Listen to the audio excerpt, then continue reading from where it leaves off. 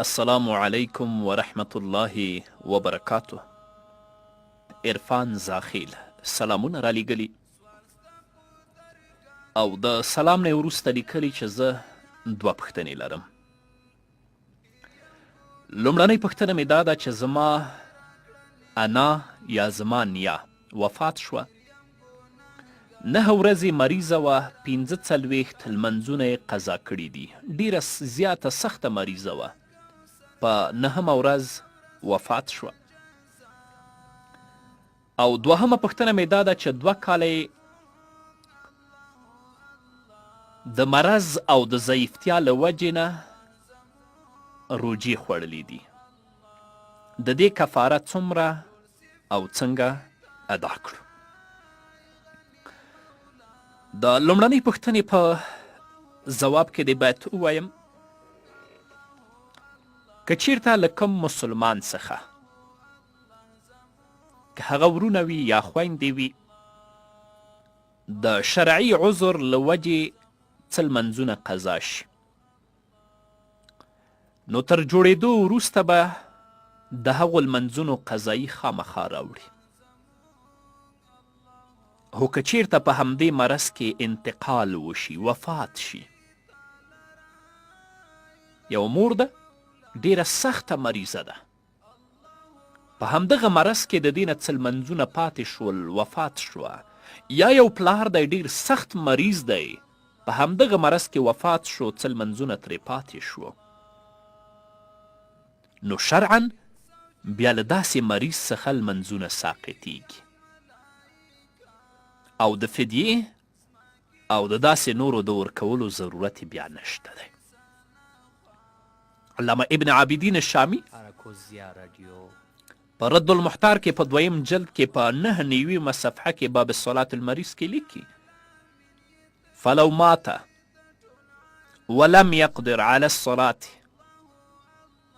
که یو سړی یا یو خور وفات شوه، د داسې مرض نه وفات شوه چې په هغه مرض کې د مانځه په ادا کولو باندې په هیڅ صورت کې قادره نه وه یا قادر نه و، لم یلزمه القضاء، قضا پرې لازمه نه ده، حتی لا یلزمه الایصاء بها، په دې باندې وصیت هم لازم نه دی. کالمسافر اذا افطر مات قبل الاقامه، لکه یو مسافر په سفر کې روژه وخوري خو مخکې د دې چې دا مقیم شي وفات شي، هغه کمې روژې چې د سفر په حالت کې خوړلې دي د هغو قضا او فدیه په دې مسافر باندې لازم نه ده. همدارنګه بحر رایق په 2م جلد کې په 115 صفحه کې باب الصلاة المریض کې لیکي حتی لو مات المریض ایضا من ذلك الوجه ولم يقدر على الصلاة لا يجب عليه القضاء حتی لا یلزمه الایصاء فصار کالمسافر. هماغه خبره ده.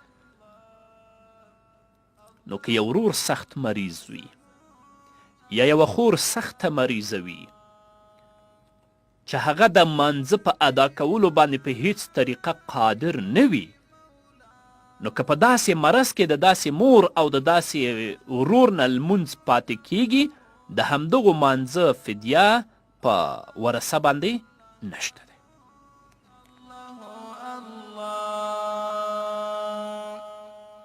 بنیازه بادشاهیت نلري زوال، تلی تلباوی ربای بپو یو حال، تلی تلباوی ربای بپو. او د 2مې پوښتنې په ځواب کې دې باید ووایم